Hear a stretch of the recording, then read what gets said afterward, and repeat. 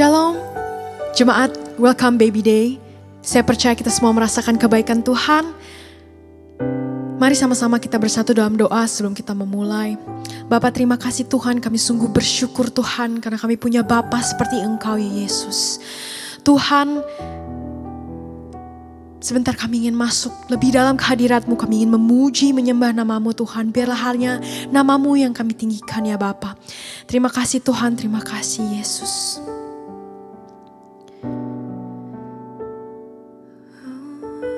Yesus.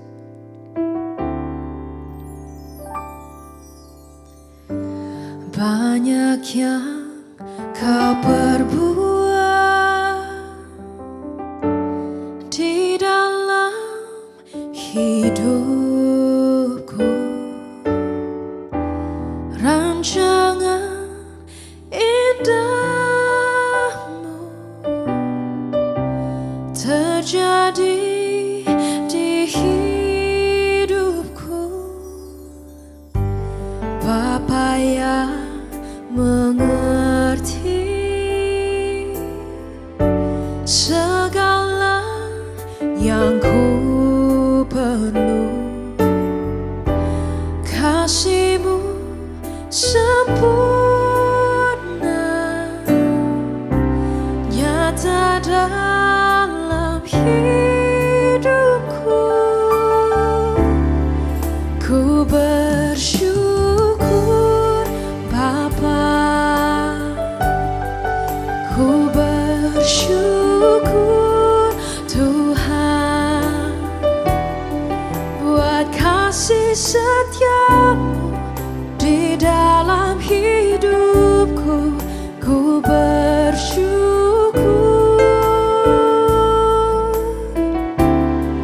ku bersyukur Bapa,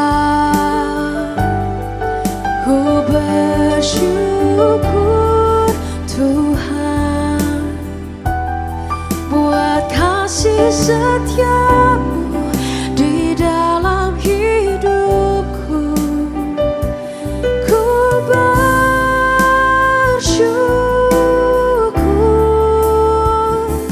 Tuhan. Mari sama-sama kita nyanyikan pujian ini dari awal. Terlalu banyak yang Kau buat dalam hidup kami ya Tuhan.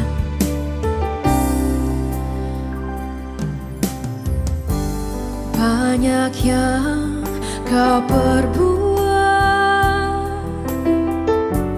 di dalam hidupku, rancangan indahmu terjadi di hidupku. Bapa yang mengerti segala yang ku perlu, kasih-Mu sempurna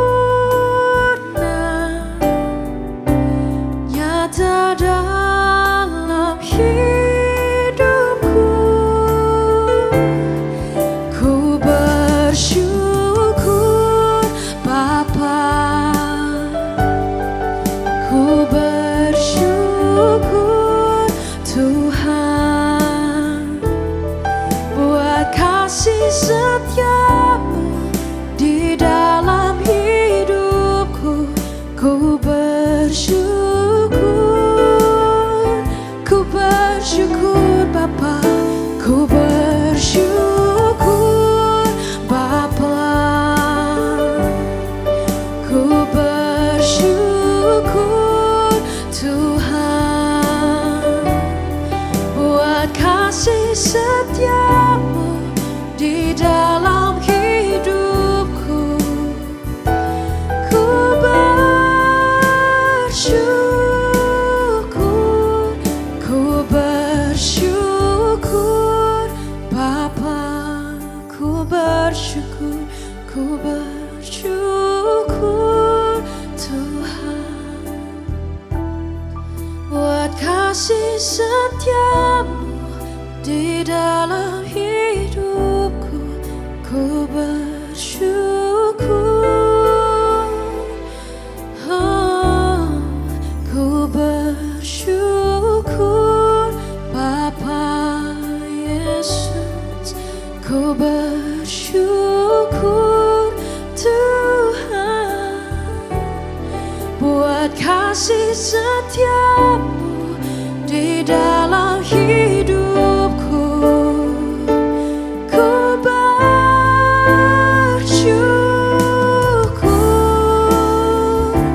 Tuhan. Mari katakan, ku bersyukur Bapa. Kami bersyukur Tuhan buat kasih setiamu yang terlalu amat besar di hidup kami ya Tuhan. Terima kasih Tuhan.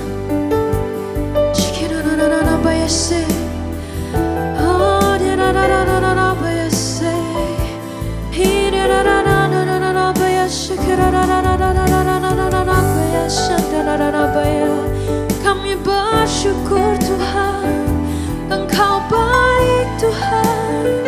Terima kasih Yesus, Engkau baik, Engkau setia di hidup kami.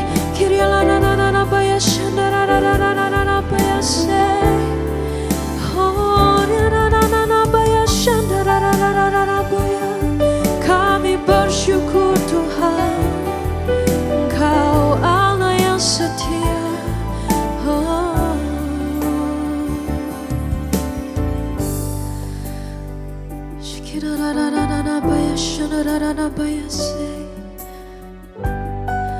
Bapa, ku bersyukur Bapa, ku bersyukur Tuhan buat kasih setiamu di dalam hidupku. Ku bersyukur, ku bersyukur, ku bersyukur Bapa Yesus. Ku bersyukur Tuhan buat kasih setiamu di dalam hidupku.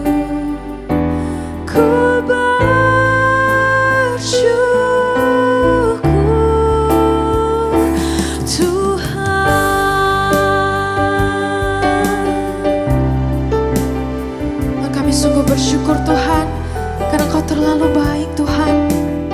Terlalu banyak yang Kau lakukan dalam hidup kami ya Tuhan.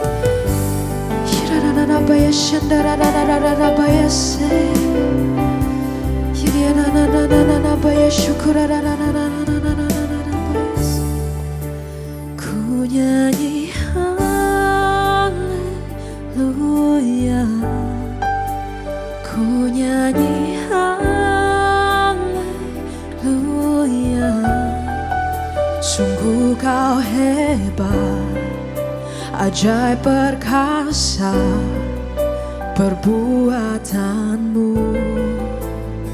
Ku nyanyi haleluya, ku nyanyi haleluya,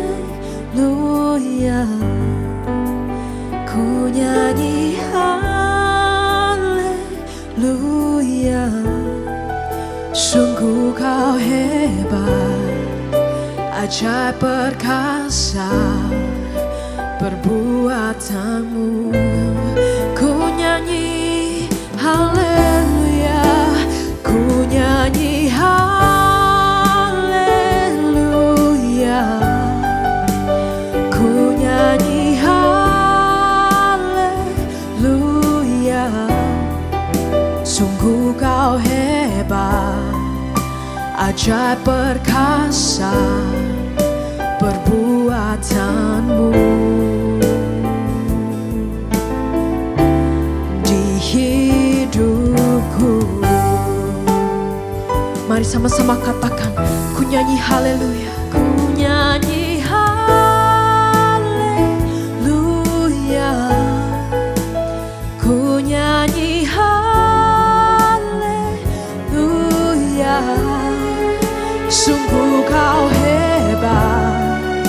Ajaib perkasa perbuatanmu. Oh, ku nyanyi haleluya,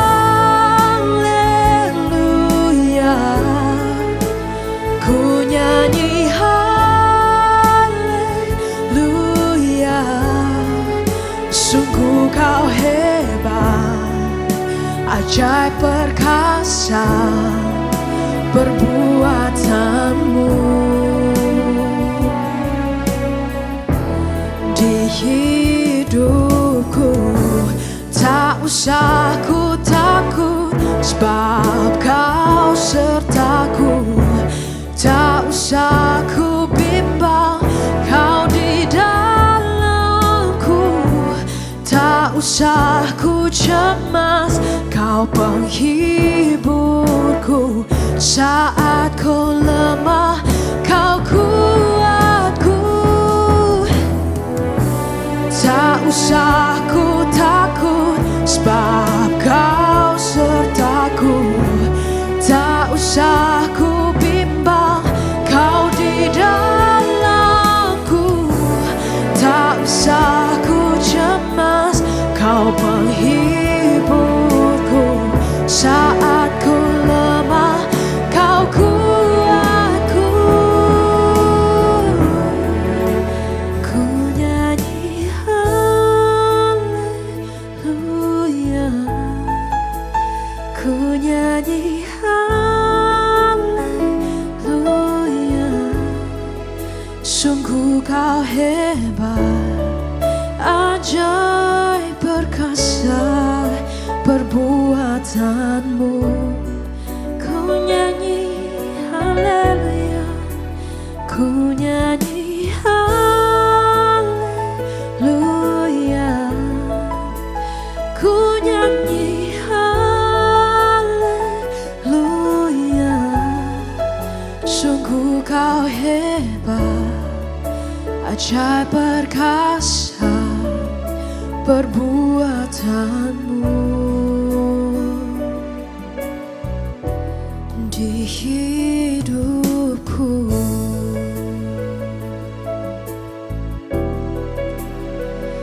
ajaib kau Tuhan perkasa.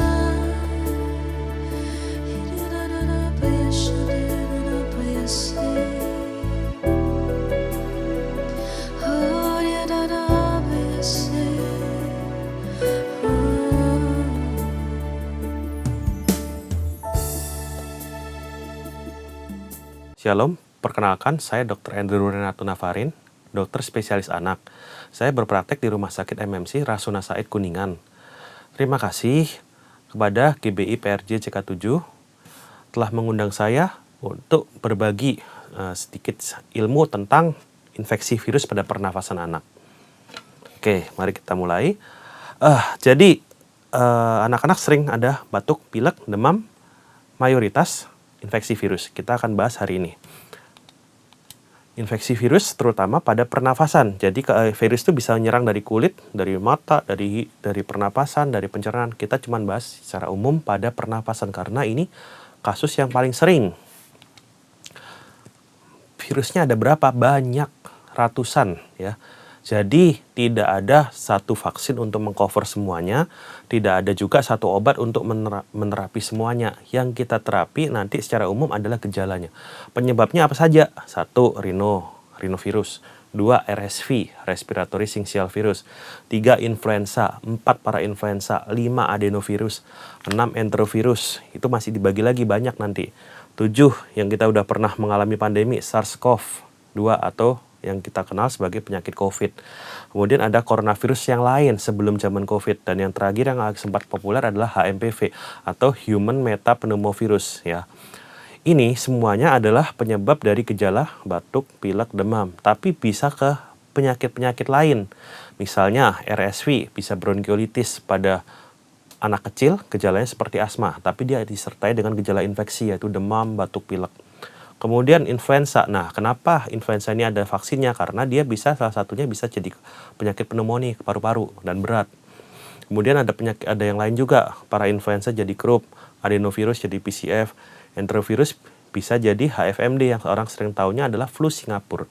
Sebenarnya ini bukan cuman gejala flu dan bukan harus dari Singapura ya. Jadi kita kenalnya adalah hand, foot, and mouth disease. Itu virusnya sama. Kemudian tadi sudah saya sebutkan COVID, bisa juga cuman bronkitis, yaitu gejalanya kayak batuk berdahak yang dahaknya banyak banget. Nah, banyak sekali tipe virusnya. Jadi tidak ada gejala yang khas ke satu virus. Biasanya saling overlapping. Overlapping tuh yaitu mirip-mirip. Untuk tahu gimana di swab itu paling ideal. Cuman swab pun tidak semuanya ready, nggak semua tempat atau rumah sakit bisa melakukan.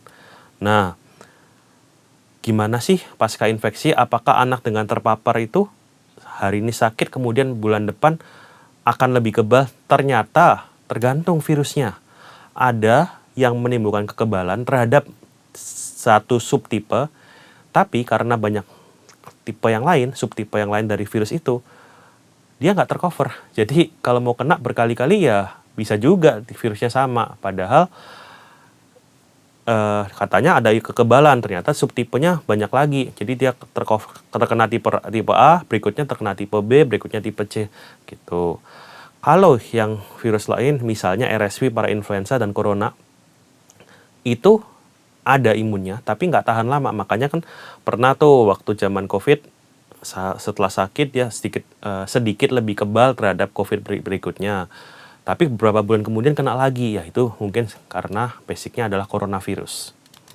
Nah, penularan virus ini gimana? Sama seperti dari zaman COVID. Batuk, atau kemudian batuknya kena ke meja, kena ke barang-barang, kita pegang, kita lap ke mulut. Nah, gitu. Jadi bisa via langsung atau nggak langsung. Vomits, kita bilangnya vomits, yaitu benda-benda yang sering kena pegang.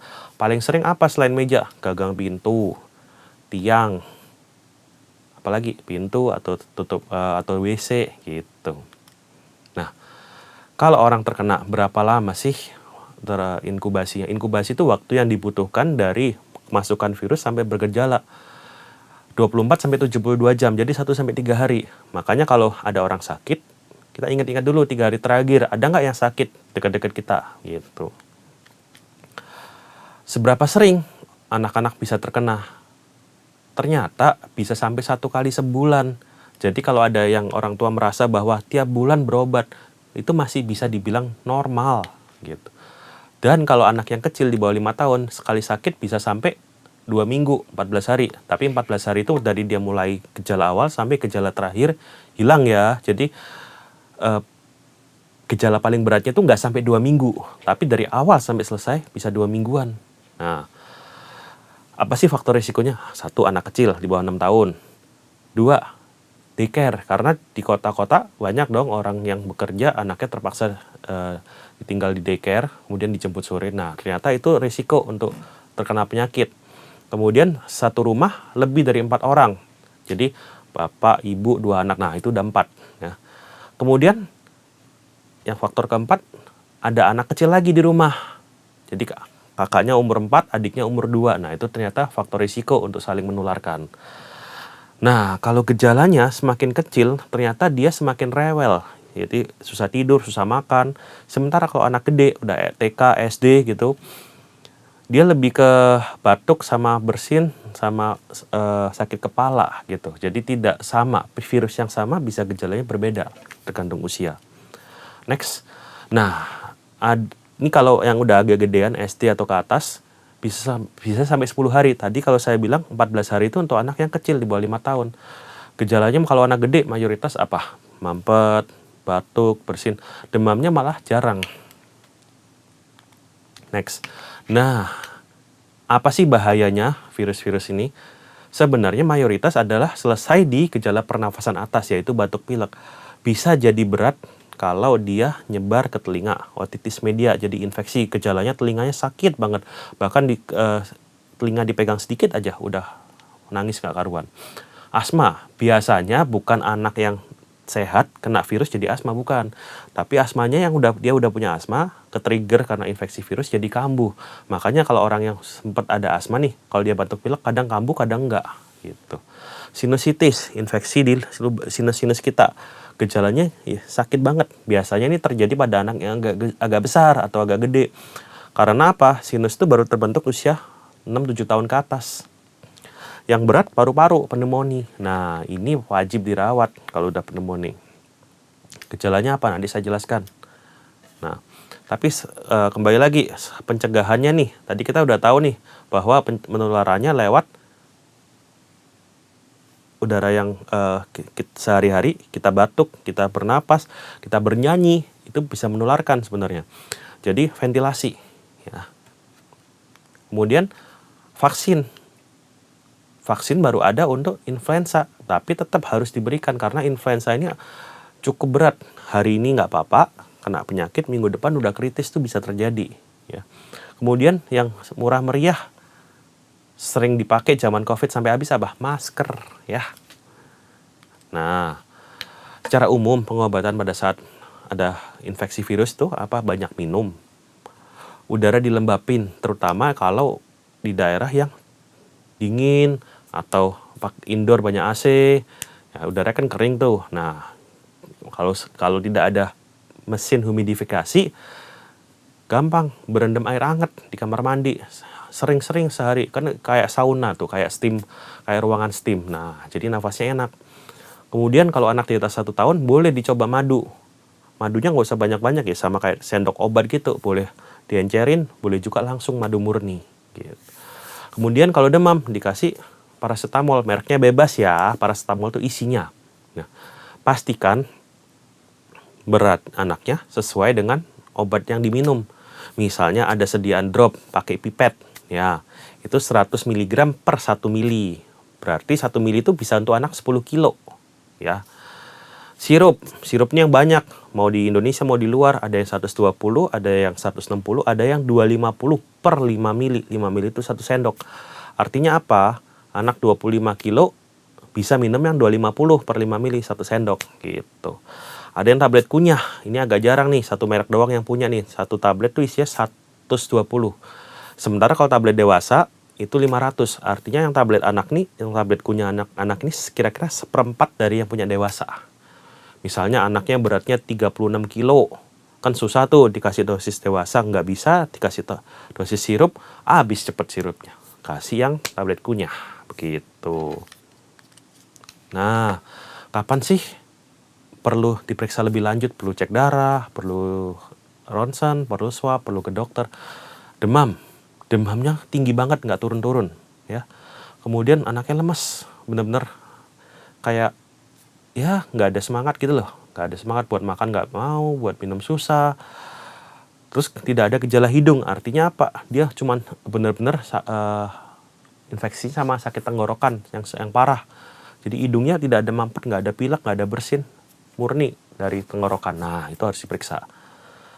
Ada juga suara ngik-ngik atau mengi, itu khas ke arah asma. Tapi nggak cuman asma, kalau kayak gitu biasanya ada keluhan gangguan napas, gangguan tidur.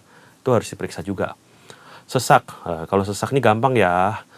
Bayangin orang yang habis olahraga, lari-lari, napasnya jadi cepat, terengah-engah gitu. Bedanya anaknya tidak sedang olahraga, tapi napasnya kayak gitu. Langsung IGD. Kemudian batuk. Nah, batuknya bonus berdarah. Wajib diperiksa. Begitu. Sekian dari saya, semoga membantu. Tuhan Yesus memberkati. Shalom. Gembala dan seluruh pengerja GBI PRJ CK7, serta jemaat Tuhan mengucapkan terima kasih kepada Dr. Andrew Renato SPA yang telah memberkati kita semua melalui penyampaian penjelasan perihal infeksi virus pada pernafasan anak dini. Tuhan Yesus memberkati Bapak dan keluarga berlimpah-limpah. Amin. Berikut kami sampaikan beberapa pengumuman. Ibadah raya hari Minggu 6 Juli 2025 pukul 7, 9, dan 11.30 waktu Indonesia Barat dilayani oleh Pendeta Ruben Ong. Pukul 16.30 waktu Indonesia Barat dilayani oleh Pendeta Henry Salak Parang. GBI PRJ Mandarin pukul 9 waktu Indonesia Barat dilayani oleh Pendeta Ten Willing. Ibadah raya disertai dengan ibadah King's Kid, ibadah anak berkebutuhan khusus, Little Blessing Toddler, Sekolah Minggu, Joshua Generation Kids Church English Service, Junior Church Indonesian Service, 316 Youth English Service, dan ibadah 2PM yang adult and couple service. Tim isi akan mengadakan cek kesehatan yang terdiri atas 3 jenis yaitu kolesterol, gula darah, dan asam urat secara gratis. Pada hari Minggu depan 6 Juli 2025, mulai pukul 8 sampai dengan selesai.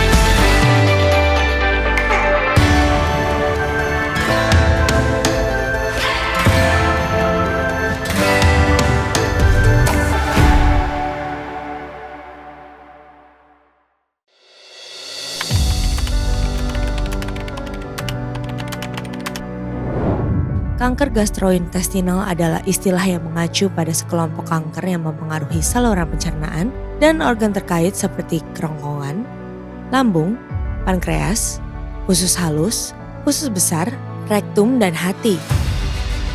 Untuk mengetahui lebih lanjut mengenai gastrointestinal cancer, apa saja gejala-gejalanya, serta bagaimana penanganannya, mari hadir dalam ibadah Cancer Ministry hari Sabtu 19 Juli 2025 pukul 10.30 waktu Indonesia Barat.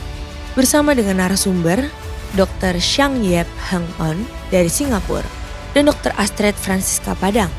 Bertempat di Integrity Convention Center ICC, Sapphire and Pearl Room, Mall MGK Lantai 9, Kemayoran, Jakarta Pusat.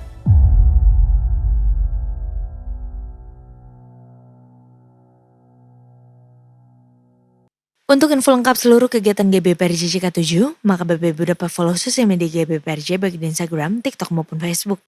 Sekian pengumuman pada hari ini. Terima kasih atas perhatian Bapak Ibu sekalian. Tuhan Yesus memberkati. Tuhan, kami mengucap syukur untuk ibadah WBD hari ini. Semua berlangsung dengan baik dan kami juga diberkati oleh pengetahuan tentang infeksi virus pada pernafasan anak yang telah disampaikan oleh Dr. Andrew Renato SPA. Di dalam nama Tuhan Yesus, Engkau memberkati Dr. Andrew Renato, berkati kesehatannya, keluarganya, profesi serta pelayanannya dalam segala kelimpahan-Mu. Tuhan juga memberkati para pasangan suami istri yang telah mengikuti tayangan ibadah WBD ini. Diberkatilah para suami, jadikan mereka imam, raja, dan nabi di dalam rumah tangganya. Engkau juga yang memberkati kesehatan dan pekerjaannya. Apapun yang dikerjakan, Engkau senantiasa buat baik dan berhasil. Beri hikmat dan pengertian-Mu kepada para suami untuk terus memberikan dukungan dan kasih kepada istrinya, sehingga mengalir damai sejahtera dan sukacita di dalam rumah tangganya. Tuhan juga memberkati para istri yang tengah mengandung. Tuhan memberkati dan memelihara kandungannya, perkuat janinnya, dan setiap ilmu yang didapat dari tayangan WBD ini dapat diterapkan kepada calon bayi dalam kandungannya serta anak-anak mereka. Berikan juga kekuatan pada saat mereka akan melahirkan, agar semua berjalan dengan lancar. Tuhan yang mencukupkan segala sesuatu yang dibutuhkannya. Diberkatilah bayi-bayi yang ada di dalam kandungan, setiap bayi dalam kondisi sehat dan normal. Sampai pada saat persalinan semua berjalan dengan baik dan lancar. Di dalam nama Tuhan Yesus. Tuhan, kami juga membawa doa bagi gembala kami, sidang kami, Bapak Niko Nyoto Raharjo. Engkau memberkati kesehatannya, penggembalaannya, serta pelayanannya. Juga Engkau memberkati gembala CK7 terkasih kami, Pak Dr. Yanto Simko Putra. Engkau juga yang memberi kesehatan dalam pelayanan serta penggembalaannya. Kami juga membawa doa kami bagi Indonesia. Berkati negeri dan bangsa kami ini. Berkati Presiden dan Wakilnya Bapak Prabowo dan Bapak Gibran.